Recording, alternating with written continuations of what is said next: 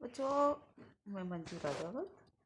पिछले वीडियो में अपन ने चर्चा की थी एस्किमो की, और आज अपन पढ़ेंगे पिग्मी। पिग्मी कांगो बेसिन के निवासी हैं, भूमध्यरेखीय क्षेत्र के। ये भूमध्यरेखीय प्रदेश के निवासी कांगो बेसिन। पिग्मी जो जनजाति है, ये आदिम जनजाति के लोग हैं और ये कांगो बेसिन के विभिन्न क्षेत्रों में निवास करते हैं, परंतु इनका मुख्य क्षेत्र भूमध्य रेखा के 3 डिग्री उत्तर और 3 डिग्री दक्षिणी अक्षांश के मध्य देखा जाता है। अधिकांश जो पिग्मी हैं वो बेल्जियम कांगो के पूर्वी तट में इतुरी नदी के तटीय क्षेत्रों के जो सघन वन हैं वहाँ पर निवास करते हैं। ये इतुरी नदी के तट क्षेत्र में रहते हैं, इसलिए इनको इतुरी पिग्मी के नाम से भी जाना जाता है। भूमध्य रेखी जो वर्षा, जहाँ पर प्रचुर मात्रा में वन हैं, वहाँ पर पिग्मी लोगों के निवास क्षेत्र हैं, जहाँ की जलवायु उष्ण आर्द्र है। पिग्मी लोग आखेट और फल फूल एकत्र करके अपना जीवन यापन करते हैं, और ये अपने जो मकान है वो स्थायी नहीं बनाते हैं, क्योंकि ये आखेट की खोज में एक स्थान से दूसरे स्थान पर नदी बेसिनों के निकट, जहाँ पर भूमि थोड़ी उच्च होती है, उच्च भूमि होती है, धरातल से थोड़ी ऊंचाई होती है जहाँ पर, वहाँ पर अपने निवास क्षेत्र बनाते हैं। तो इनके जो निवास क्षेत्र हैं अफ्रीका के कांगो, इतुरी, ओगू और कसाई नदी के बेसिनों में देखने को मिलते हैं। अब आता है भौगोलिक परिस्थितियाँ। भूमध्य रेखीय क्षेत्र होने के कारण यहाँ की जो जलवायु उष्ण आर्द्र प्रकार की है। वार्षिक औसत तापमान 29 डिग्री रहता है और वार्षिक रूपांतर 3 डिग्री सेंटीग्रेड होता है। वर्षा का औसत यहाँ पर 150 से लेकर 175 सेंटीमीटर वर्षा वर्ष के हर माह में होती है, और वायुमंडल में आर्द्रता अधिक होती है, जिसके कारण यहाँ पर जो गर्मी है बहुत ही असहनीय है। गर्मी अधिक और आर्द्रता दोनों चीज़ों होने के कारण यहाँ पर सघन वनस्पति देखने को मिलती है, और वनों में भी वृक्षों की संख्या ज़्यादा, और उन वृक्षों पर अनेक प्रकार की जो लताएं हैं, बेलें हैं, वो लिपटी रहती हैं। इन वनों को शैलवास कहा जाता है। पृथ्वी तल पर वर्षा की अधिकता के कारण कीचड़ बना रहता है, और जब कीचड़ ज़्यादा होगा, दलदली क्षेत्र होगा, तो निश्चित रूप से कीड़े मकोड़े और अनेकों प्रकार के जीव जंतु यहाँ पर देखने को मिलते हैं। यहाँ पर 5 प्रकार के जीव जंतु प्रमुख हैं, जिसमें कीड़े मकोड़े, पेड़ों पर रहने वाले जीव, चिंपैंजी, गोरिल्ला, बंदर, लंगूर आदि। शाकाहारी स्थलीय जीव जिसमें नीलगाय, हिरण, लोमड़ी आदि। मांसाहारी स्थलीय जीव जिसमें शेर, चीता, भेड़िया आदि। और 5वां है जलीय जीव, जिसमें दरियाई घोड़ा और मगरमच्छ। ये जीव जंतु यहाँ पर प्रमुख रूप से देखने को मिलते हैं। अब अपन बात करते हैं इनके शारीरिक बनावट की। तो उष्ण आर्द्र दशाओं के कारण यहाँ के जो निवासी हैं उनका कद छोटा, नाटा कद और रंग काला। इनकी औसत जो ऊंचाई है वो 1.5 मीटर, परंतु कुछ तो 1 मीटर से भी कम ऊंचाई के हैं। इनकी नाक चपटी, होठ मोटे और बाहर की ओर उभरे हुए। सिर के जो बाल हैं वो छल्लेदार गुच्छों में होते हैं। इन शारीरिक लक्षणों के आधार पर इन्हें नीग्रोटो जाति का माना जाता है। पिग्मी जातियों के जो निवास स्थल के आधार पर इनकी कुछ उपजातियां हैं, जैसे म्यूटी, ये भूमध्य रेखा के उत्तरी क्षेत्र में रहने वाले हैं, वो म्यूटी कहलाते हैं। दूसरा आता है त्वा, भूमध्य रेखीय क्षेत्र के मध्यवर्ती भाग में बिंगा दक्षिणी क्षेत्र में और गसेरा दक्षिण क्षेत्रों में। इन उपजातियों की भाषाएं तथा स्थानीय बोलियां भी भिन्न हैं।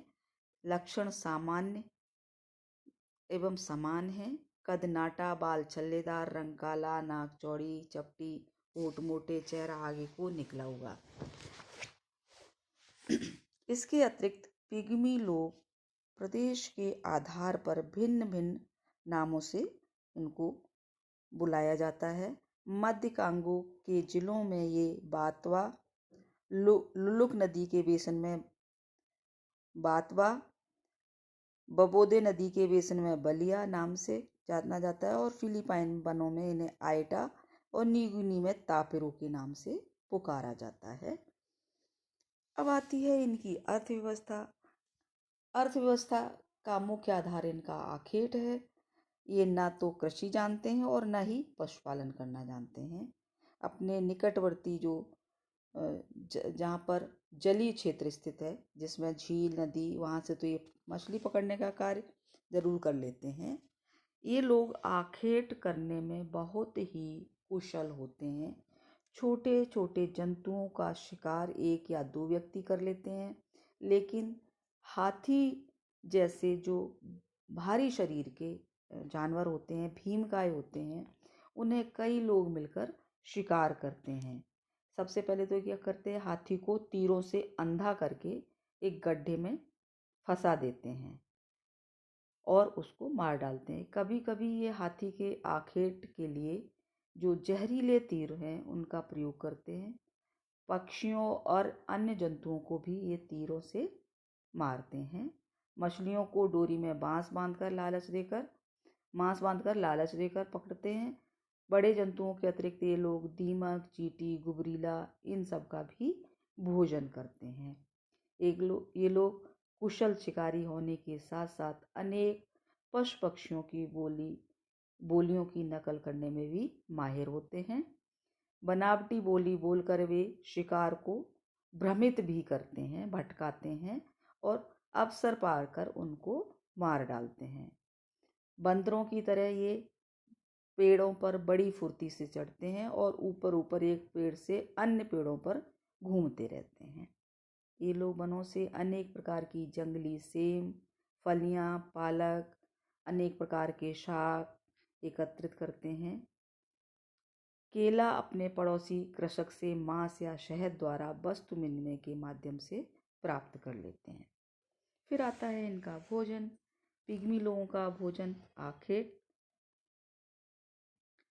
मांस, मछलियां तथा जंगली साग सब्जियों पर निर्भर। एक शिकार के मांस की प्रधानता।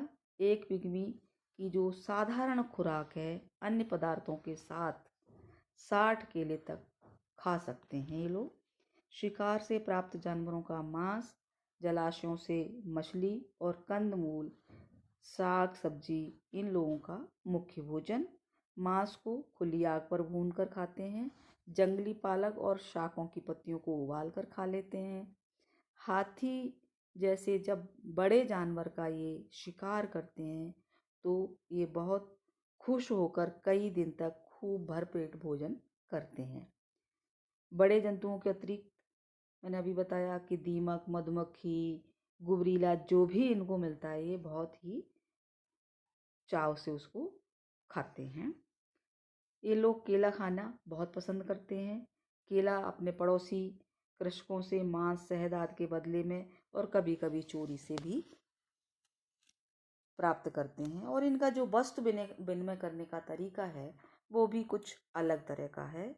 जब इन्हें केले खाने का मन करता है तो ये केला तोड़ लाते हैं और वहाँ पर मांस की बोटियाँ लटका के आ जाते हैं।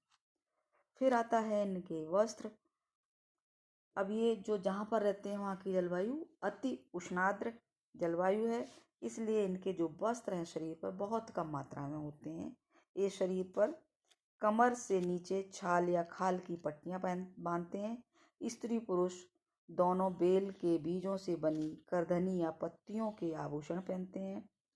स्त्रियां ताड़ की पत्तियों अथवा वृक्ष की छाल से निर्मित वस्त्रों को कमर के नीचे तक धारण करती हैं। और पत्तों के गुच्छे और मांस चीरकर बनाए गए लंबे दांत वाले कंघों को कमर से नीचे लटकाती हैं।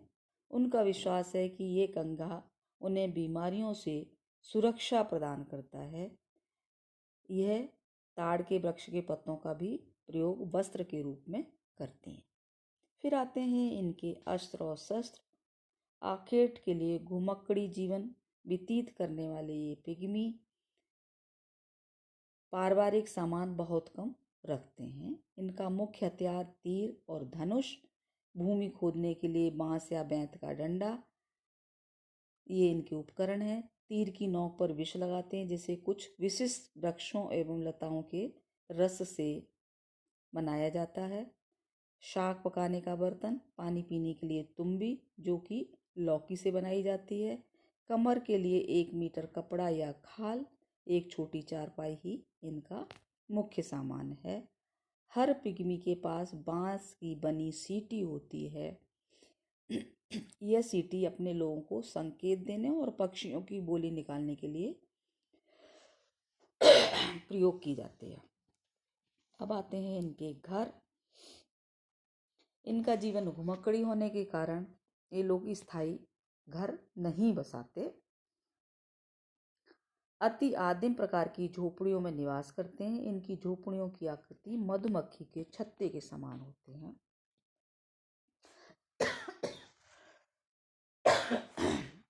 जिनका व्यास 2 मीटर और ऊंचाई 1.5 मीटर। झोपड़ी का द्वार बहुत छोटे छेद के समान 50 सेंटीमीटर। ये लोग घुटनों के बल रेंग कर अंदर आते जाते हैं। एक गांव में 10 से 12 झोपड़ियां होती हैं। कभी कभी अस्थायी झोपड़ियों की संख्या 20 से 25 तक भी हो जाती है। इनकी झोपड़ियां पत्तों से ढांक कर तैयार की जाती हैं। अब आती है इनकी सामाजिक अर्थव्यवस्था। ये लोग तीव्र बुद्धि वाले होते हैं। ये बड़े ही शक्तिशाली और निडर होते हैं। इनकी जो प्रेक्षण शक्ति है बहुत तीव्र होती है। हर खतरों के मध्य पलने के कारण ये हमेशा सतर्क और जागरूक रहते हैं। पेड़ों पर बड़ी कुशलता से चढ़कर एक पेड़ से दूसरे पेड़ पर चले जाते हैं। ये लोग भूत प्रेतों में विश्वास करते हैं। इनका सामाजिक जीवन अत्यंत अविकसित है। नृत्य के बहुत शौकीन, सफल और उत्तम आखेटक, छोटी बस्ती का मुखिया। इसे छोटी बस्ती का मुखिया माना जाता है, जो भूत प्रेतों में विश्वास करता है। सामाजिक दिन बच्चों के जन्म पर वन देवता को प्रसन्न करने के उद्देश्य से सामूहिक नृत्य और गीतों का इनके द्वारा आयोजन किया जाता है। पिग्मी अपने परिवार के प्रति अधिक निष्ठावान और कर्मठ होते हैं। इनमें एकल विवाह और बहुविवाह दोनों का ही प्रचलन है। मृतकों को झोपड़ी के पास ही लकड़ी और पत्तियों को रखकर जला देते हैं। पिग्मी परिवार वहां से उसके बाद फिर इनका परिवार वहां से दूसरी जगह चला जाता है। अगर हम सांस्कृतिक विकास की दृष्टि से इनको देखें तो ये अभी भी आदिम अवस्था में हैं और अपनी परंपरागत जीवन शैली एवं रीति रिवाजों को सुरक्षित रखने में विश्वास करते हैं। सर्वदा अनुपयुक्त तथा विषम पर्यावरण वाले देशों में निवास करने वाले पिग्मी पर बाह्य संस्कृति का प्रभाव बहुत कम दिखाई देता है। अपने समीपवर्ती कृषकों के संपर्क से ये उनकी बोली थोड़ी थोड़ी समझने और बोलने लगे हैं, किंतु उनकी जीवन शैली में कोई परिवर्तन नहीं दिखाई देता। पड़ोसी कृषकों तथा यूरोपीय उपनिवेशों का कुछ प्रभाव भी अब देखने को मिलता है। सीमित संख्या में कुछ पिग्मी खान मजदूर या नौकर के रूप में भी अब काम करने लग गए हैं। पिग्मी ऐसे स्वतंत्र समुदाय हैं जो प्रकृति से प्रत्यक्ष रूप से अभी भी जुड़े हुए हैं और पर्यावरण का उपयोग प्रकृति के पुजारी के रूप में बिना उसे क्षति पहुंचाए, किसी प्रकार का कोई नुकसान न पहुंचाए हुए करते आ रहे हैं। यूरोपीय उपनिवेशों के विस्तार से पिग्मियों की संख्या प्रतिवर्ष कम होती जा रही है। तो बच्चों, ये था पिग्मी जनजाति, ये अपनी तीनों जो अंतर्राष्ट्रीय जनजातियां हैं उन वो हो चुकी हैं, बुशमैन, पिग्मी और एस्किमो।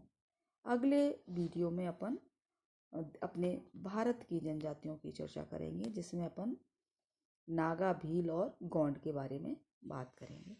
थैंक यू बच्चों।